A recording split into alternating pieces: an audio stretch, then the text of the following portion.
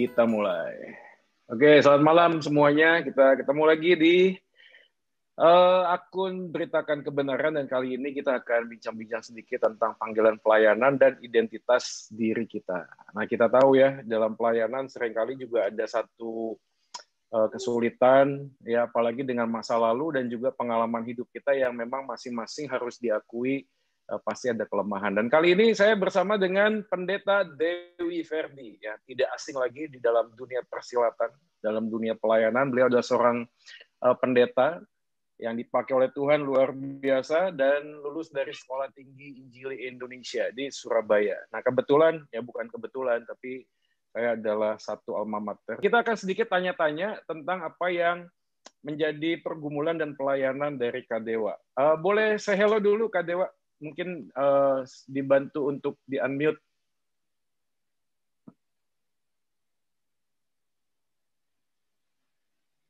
Masih di-mute, Kak Dewa. Mantap. Selamat malam. Silakan. Ya, shalom, selamat malam. Semua malam. Yang menikmati kebenaran ya. Ya, beritakan kebenaran. Beritakan kebenaran. Salam kenal, salam jumpa dengan saya, Dewa Ferdi. Nama panggilannya sih. Oke, langsung pertanyaan. Oke, silakan. Ya, paling enggak kan biar tahu kenapa kok wajahnya diam-diam aja. Saya tunanetra, pendeta TNI biasanya orang menyebutnya. Pendeta tunanetra Indonesia yang diizinkan Tuhan menjadi penyandang difabel netra sejak tahun 98 tepatnya. Maksimal 98-99 lah. Itu awal kebutaan saya. Saya pikir itu saja perkenalan saya. Silakan Pak Joy, ada yang ditanyakan? Oke. Saya akan menjawab. Iya, langsung tanya ya. Ini jadi pendeta itu karena mau menutupi kelemahan dirinya atau gimana, Kak Dewa? Oke. Saya jadi pendeta merupakan panggilan sejak tahun 89. Diteguhkan tahun 94, diingatkan lagi tahun 98. Jadi prosesnya memang saya berawal bukan pengikut Yesus yang baik ya, karena perbedaan keyakinan dari orang tua. Saya tidak pernah ke gereja sejak sebelum tahun 89.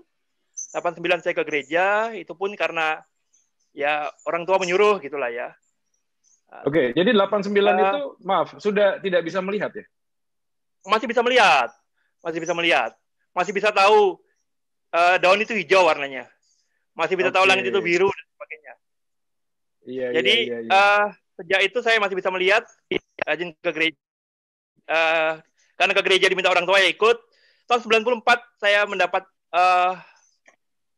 pelayanan pribadi dari sebuah pelayanan KKR. Lalu disitulah saya menikmati panggilan Tuhan untuk menjadi hamba Tuhan. Meresponi juga kerinduan opa saya untuk menjadi hamba Tuhan. Nah, 98 tepatnya saya mencoba bergeser ya. Karena saya tertarik dengan ilmu hukum dan ilmu politik waktu itu. Waktu itu kan gencar-gencarnya reformasi itu ya. Kok kayaknya menarik ya. Mencoba melamar di sebuah PTN, diterima di Fakultas Hukum.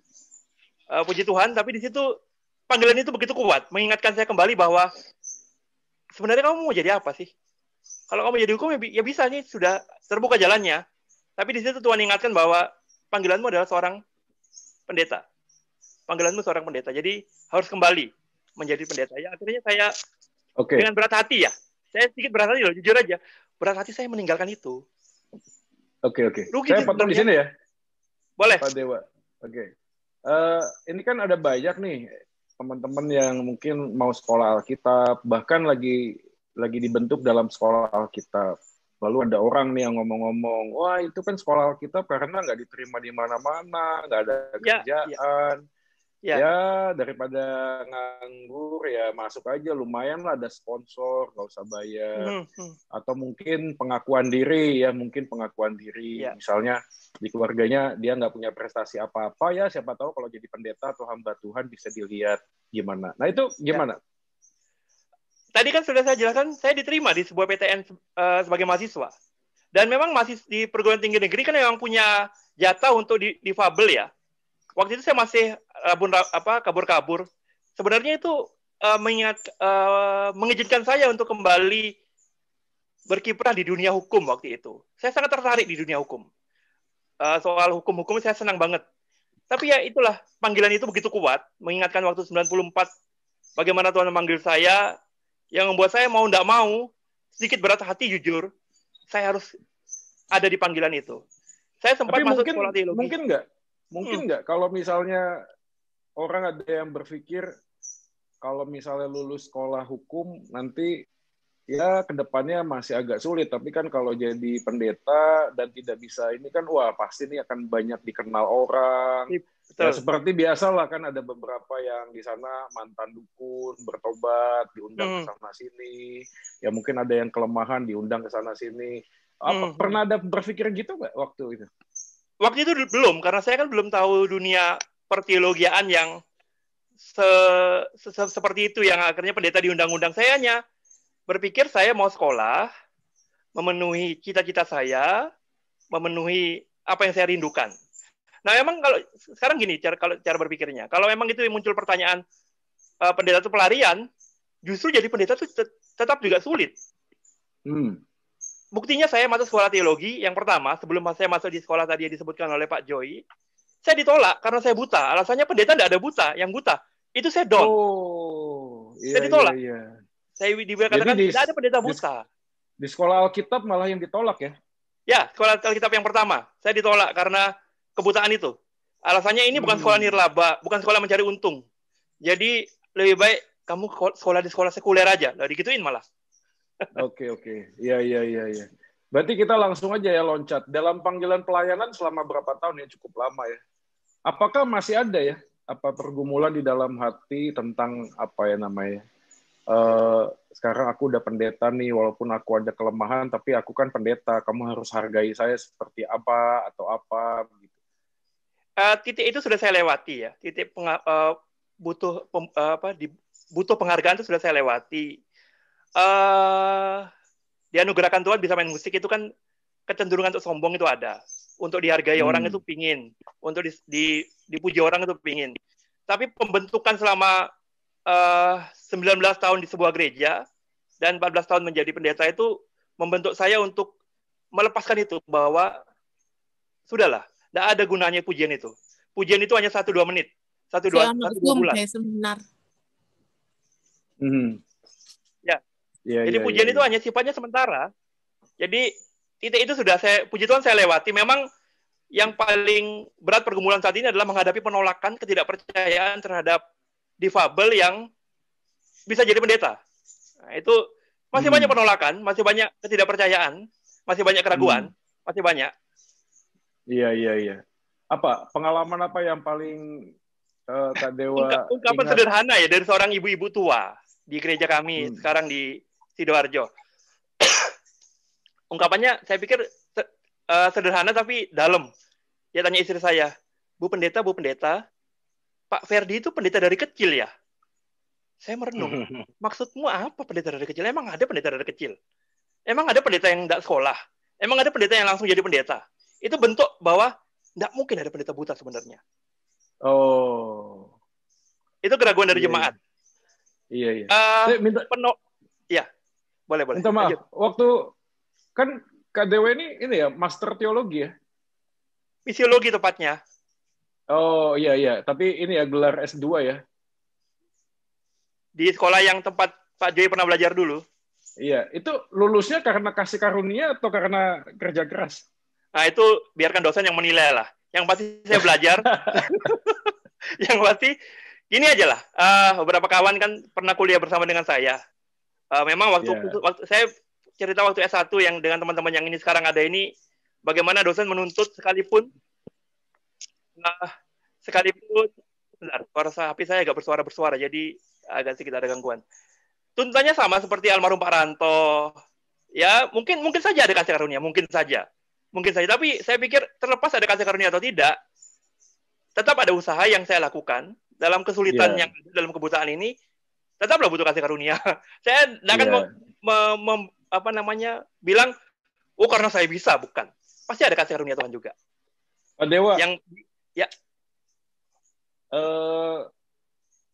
kan Pak Dewa ini ada sedikit ini ya perbedaan dengan kita ya. Ada Banyak, nggak Pak. sih perasaan seperti apa ya, harga diri kita itu tidak dianggap karena kita ini hanya menerima belas kasihan orang misalnya. Kan Pak Dewa ini juga kan suami ya. Kan biasanya ada tuntutan kalau misalnya. Ya di luar sana juga ada yang pernah bilang gini, ada uang abang disayang, nggak ada uang abang ditendang. Ya, Kan pria itu membutuhkan seperti harkat martabatnya itu tetap dipelihara. Nah sejauh ini bagaimana pandangan orang yang mungkin memperlakukan Pak Dewa ini istimewa, tapi karena semata-mata bukan panggilannya Pak Dewa sebagai pendeta, tapi karena kasihan. saya tidak bisa membatasi apa yang orang lakukan kepada saya. Yang pasti saya mau melakukan yang dipercayakan. Jika saya tidak dipercaya, saya sudah tidak akan lakukan. Jadi kalau saya dipercaya, saya lakukan. Jika saya tidak dipercaya, ya sudah saya lakukan. Jika saya dikasihani, ya itu hanya dia mau kasihan dengan saya. Masa saya halangi? Ya tapi maksud intinya saya gini. ah. Intinya gini. Saya melakukan sesuatu berdasarkan keilmuan yang saya kuasai. Dan saya mempertanggungjawabkan itu. Dalam beberapa hal, saya dipercaya kayak misalnya di satu perusahaan farmasi sebagai pembina rohani, emang mata saya kan istri saya, tangan saya untuk ngetik-ngetik ini istri saya. Tapi yang mereka hubungi saya, dengan kata lain ada pengakuan penerimaan terhadap keterbatasan yang saya miliki.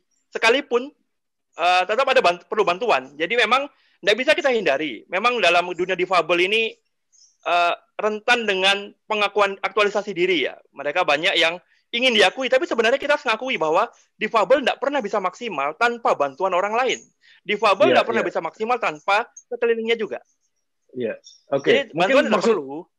Maksudnya pertanyaannya gini, bagaimana di dalam diri Pak Dewa memastikan bahwa pelayanan yang dipercayakan itu karena kemampuan Pak Dewa, bukan karena mereka itu kasihan Pak Dewa kalau nggak ada pelayanan.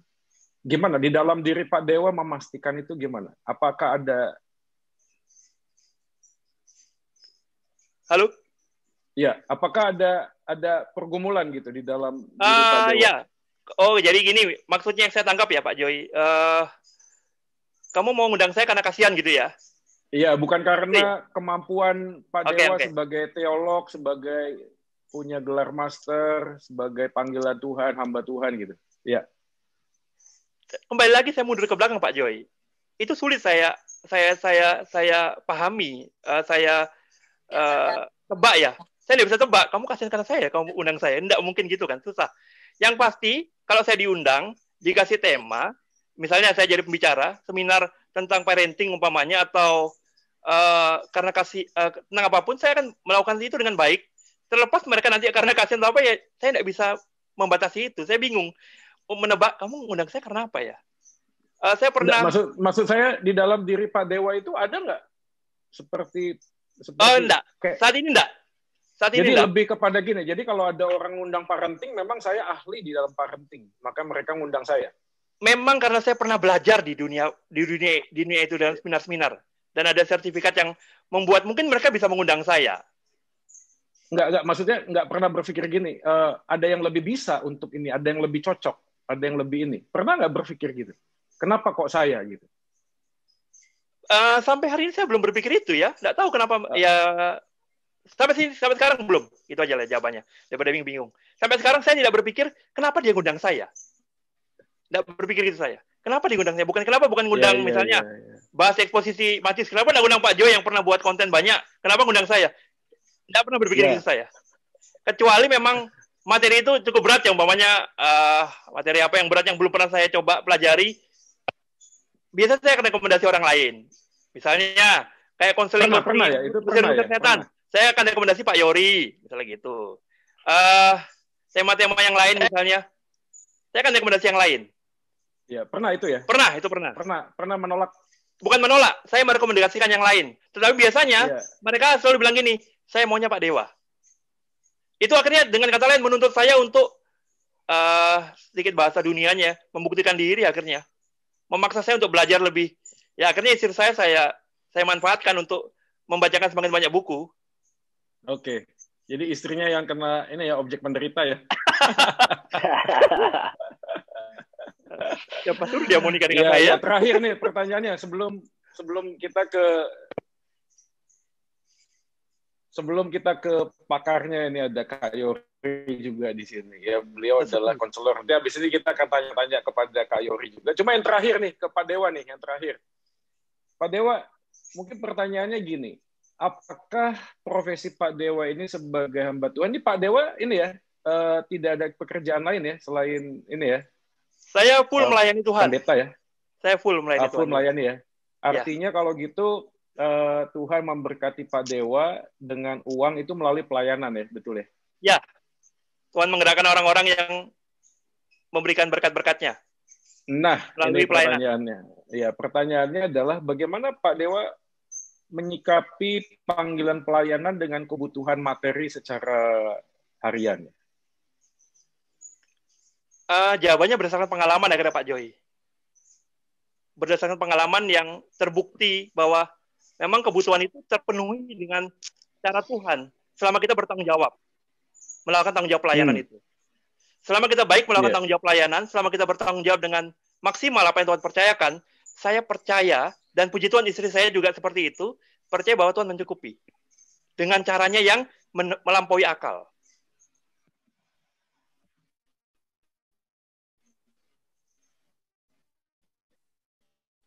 Ini sulit di apa ya, karena agak sedikit abu-abu menurut saya, tapi disitulah iman, disitulah kebergantungan kepada Tuhan yang koneksi mengajar kami. Internetnya kurang stabil. Sebentar. Saya pakai Wi-Fi, stabil harusnya. Oke, maaf Pak Dewa. Kelihatannya koneksi.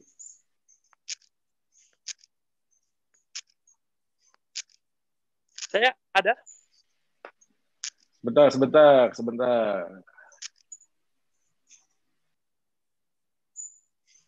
Sebentar ya, mungkin kondisi internetnya coba tunggu stabil dulu sebentar. Oke, silakan Pak Dewa. Mungkin bisa diulang tadi yang terakhir, maaf. Ya, apa tadi ya, lupa saya. Sampai lupa. Oh iya, berbicara soal kebutuhan itu berdasarkan, selalu jawabannya berdasarkan pengalaman yang dibuktikan oleh Tuhan.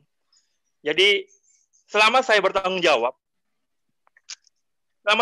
melakukan panggilan saya, melakukan pelayanan saya dengan baik, saya percaya Tuhan juga tidak pernah berhutang dengan saya. Tuhan juga bertanggung jawab dengan apa yang akan diberikan kepada saya.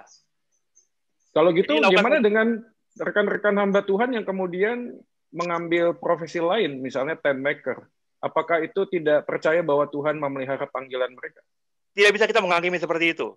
Kita kalau menghakimi terjebak terlalu ekstrim, terlalu ini ya, kejam ya. Saya pikir tiap orang punya panggilan masing-masing, punya titik iman berbeda-beda.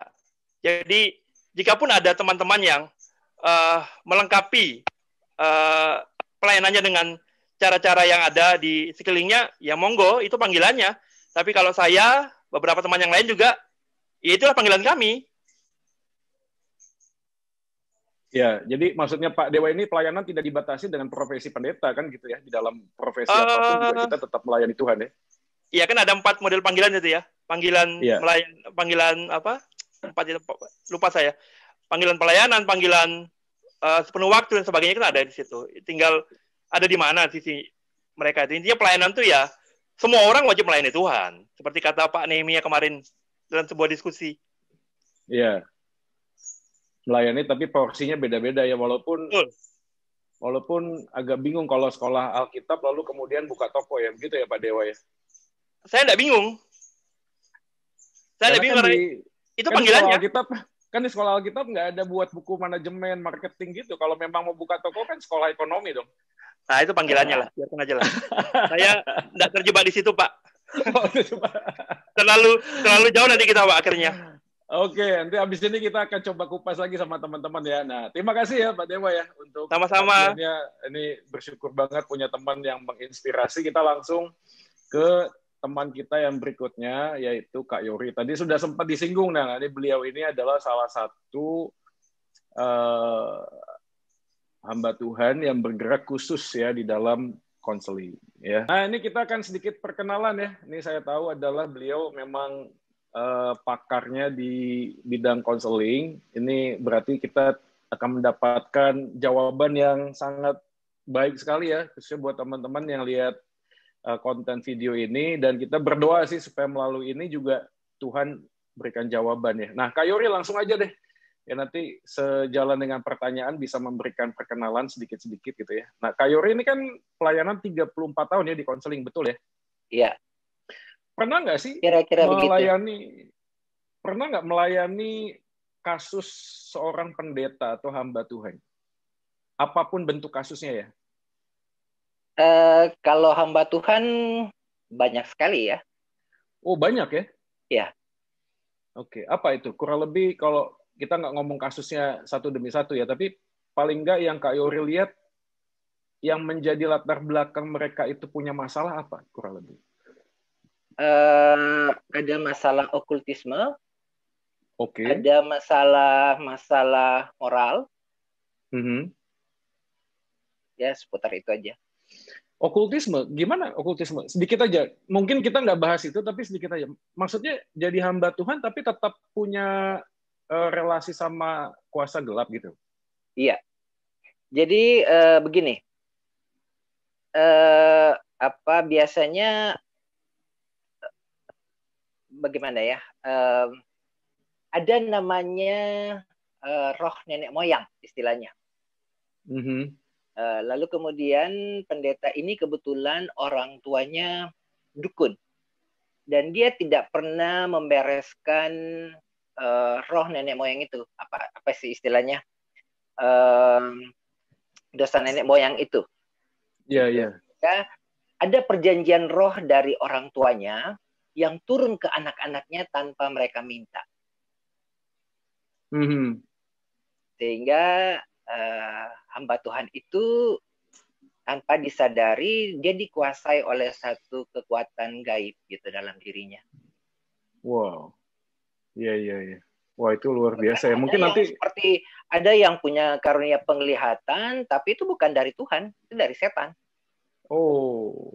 Wah, ini lain kali kita perlu bahas ini ya, Kak Yori ya, tentang ini ya. Ya, ini menarik sekali. Tapi kita kembali ke pokok pembahasan tadi yang pertama, Kak Yori, tentang identitas diri seorang hamba Tuhan berkaitan dengan masa lalu atau hal-hal yang memang dia perlu untuk tutupi. Nah, Kak Yori, sejauh mana sih setiap orang itu punya lobang itu ya, lobang masa lalu? Misalnya ada anak yang sejak kecil dibanding-bandingkan. Lalu setelah dia jadi hamba Tuhannya itu profesinya ya, kita ngomong profesinya, itu sebagai pengakuan bahwa aku juga bisa kok gitu, sama orang tua, sama lingkungan sosial ya. Sejauh mana sih dampak masa lalu dan juga kekurangan diri itu lalu kemudian mencoba ditutupi dengan profesi sebagai hamba Tuhan? Iya. Biasanya ketika seseorang mengalami penolakan di dalam kehidupannya, dia akan mencoba, ada dampak psikologis dalam dirinya, sehingga dia akan mencoba untuk menunjukkan siapa dirinya, maksudnya apa sih istilahnya? Dia mau menampilkan dirinya supaya dia bisa diterima oleh orang lain dengan caranya dia, gitu loh. Jadi kalau misalnya seperti teman kita tadi, Pak Dewa tadi ya, yang sebelumnya itu, Kak Yori sendiri melihat dan mendengar percakapan kami tadi, apa kurang lebih yang jadi respon Kak Yori sebagai konselor? Saya melihat Pak Ferdi ini atau Pak Dewa, dia sudah selesai dengan masa lalunya. Dia sudah menerima dirinya seperti Tuhan menerima dia. Sehingga ketika dia melayani Tuhan, dampak masa lalu itu sudah tidak mempengaruhi lagi dalam kehidupannya. Gitu. Sehingga walaupun itu tidak hilang sama sekali ya, Kak Yori ya? Bagaimana? Itu kan tidak hilang sama sekali kan, kita nggak bisa meriset segala ingatan-ingatan kita dalam masa lalu. Misalnya ada orang yang dibully atau apa gitu. Biasanya orang yang sudah dipulihkan, dia bisa mengkontrol semuanya.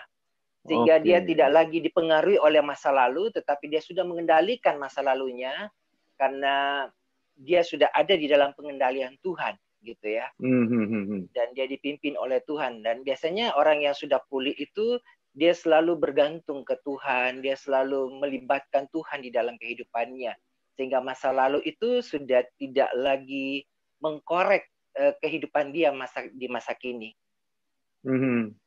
Ya, jadi kalau seperti Pak Dewa ini, ya beliau ini sudah ya apa istilahnya mengalami pembentukan ya tentang identitas dirinya ya.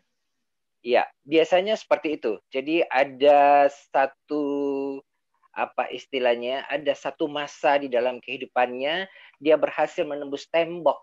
Itu kan tembok, penolakan itu tembok, dan dia berhasil menembus tembok itu dengan dia menerima dirinya seperti Kristus menerima dirinya. Biasanya ada tahap di mana dia mengalami pemulihan itu, sehingga penolakan itu sudah tidak menjadi hambatan lagi dalam dirinya. Dia tidak mencoba menampilkan dirinya untuk diterima orang lain dengan cara seperti kayak dia melayani dan seterusnya. Dia aktif dalam sebuah kegiatan. Dia mencoba untuk mengaktualisasikan dirinya supaya dia dinilai orang baik dan seterusnya. Mungkin sudah bukan itu lagi tujuannya. Iya. Kak Yori, ini banyak teman-teman yang tanya ya. Mungkin pertanyaannya gini.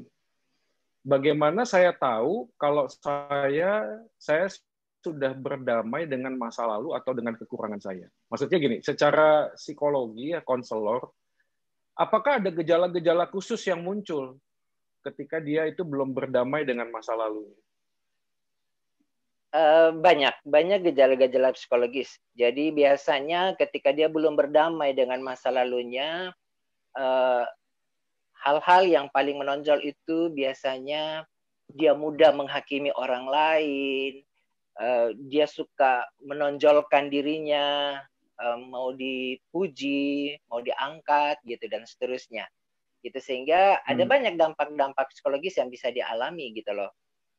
Ketika dia belum didamaikan dengan masa lalunya, tetapi ketika dia sudah didamaikan dengan masa lalunya, semua seperti kayak apa namanya, dia butuh penghargaan, dia butuh dihormati, dia mudah tersinggung dan sebagainya, itu sudah tidak mempengaruhi lagi dirinya, gitu. Karena dia merasa bahwa ya saya sudah diterima Tuhan, saya tidak perlu lagi membangun nilai-nilai seperti yang manusia butuhkan, gitu. Oke. Mungkin pertanyaan berikutnya, gimana Kak caranya kita ini bisa memulihkan atau mengalami pemulihan dari masa lalu atau kelemahan-kelemahan kita tadi? Ya. Kalau menurut saya perjumpaan dengan Tuhan Yesus itu yang penting. Itu yang pertama. Lalu kemudian ada proses di mana di dalam perjumpaan itu kita mengalami pembaharuan yang Tuhan kerjakan di dalam kehidupan kita. Ya tentunya kita berusaha juga untuk masuk di dalam pembaharuan yang Tuhan sedang kerjakan itu, sehingga kita memiliki konsep yang baru di dalam pemikiran kita, konsep di mana bagaimana kita merasa bahwa Tuhan sudah menerima kita, dan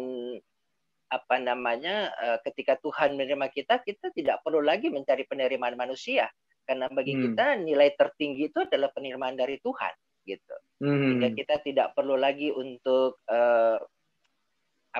ketika kita tidak diterima orang lain, kita tersinggung, atau kita tidak perlu lagi menonjolkan diri kita untuk menutup sebenarnya kelemahan, kekurangan kita, dan seterusnya.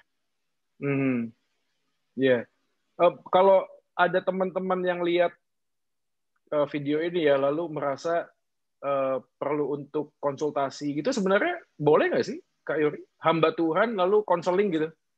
Kan mungkin boleh ada orang yang punya stigma loh, saya ini hamba Tuhan, kok ngapain dikonseling lagi? Itu gimana menurut Kak Yori?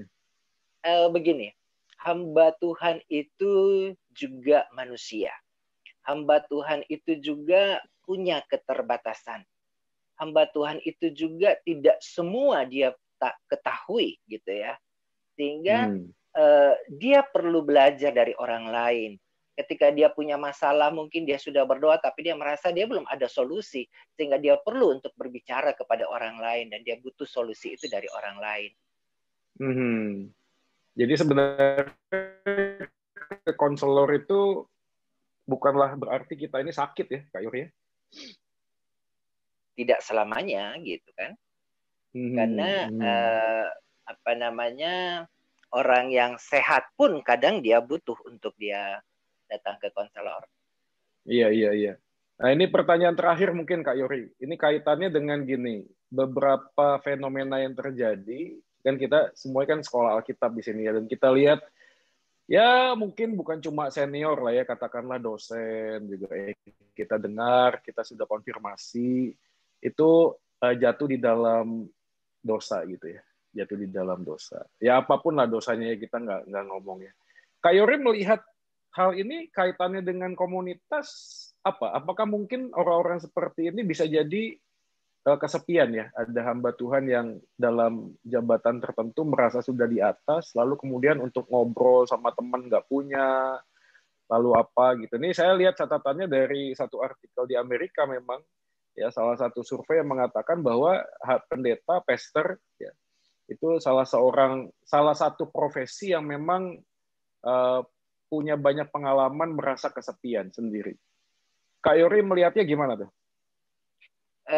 Kalau saya melihat ada banyak faktor ya. Kalau tadi itu yang Pak Joy katakan itu mungkin faktor sosial. Tapi kan kadang-kadang ada hamba Tuhan ketika dia sudah ada di dalam zona nyaman, sehingga dia tidak lagi membangun hubungan dengan Tuhan. Jadi kita melihat ini dari sisi faktor rohani yang membuat dia menjadi lemah, mudah untuk dicolek oleh setan dan seterusnya, sehingga akhirnya dia jatuh di dalam dosa. Bisa juga karena faktor-faktor materi, sehingga karena dia punya kelebihan uang, dia sudah fokus lagi ke masalah keuangan, dan akhirnya ya ada banyak kan hamba-hamba Tuhan jatuh karena uang dan akhirnya jatuh ke dosa moral yang lain gitu, seperti kayak jatuh ke wanita dan sebagainya. Iya. Jadi memang kita ini dalam panggilan tertentu tidak kebal ya, tetap manusia yang rapuh ya sebenarnya. Iya. Jadi mungkin kalau apa yang mau Kak Yori sampaikan mungkin ke teman-teman yang sekarang ini panggilannya sebagai hamba Tuhan, ya katakanlah sudah lulus sekolah teologi ya, pendeta, atau memang mereka adik-adik kita yang masih ada di sekolah Alkitab. Iya, sebagai hamba Tuhan atau calon-calon hamba Tuhan, yang pertama mungkin kita harus selalu menjaga hubungan kita dengan Tuhan, karena ini penting, karena ketika kita tidak menjaga hubungan kita dengan Tuhan, kita mudah terpeleset gitu ya, kita mudah terpengaruh oleh hal-hal yang duniawi, sehingga kita perlu menjaga, kita punya pagar bahwa kita ini adalah hamba Tuhan, kita harus memiliki standar rohani yang cukup di atas rata-rata jemaat kita yang kita layani gitu ya, supaya kita tidak menjadi batu sandungan.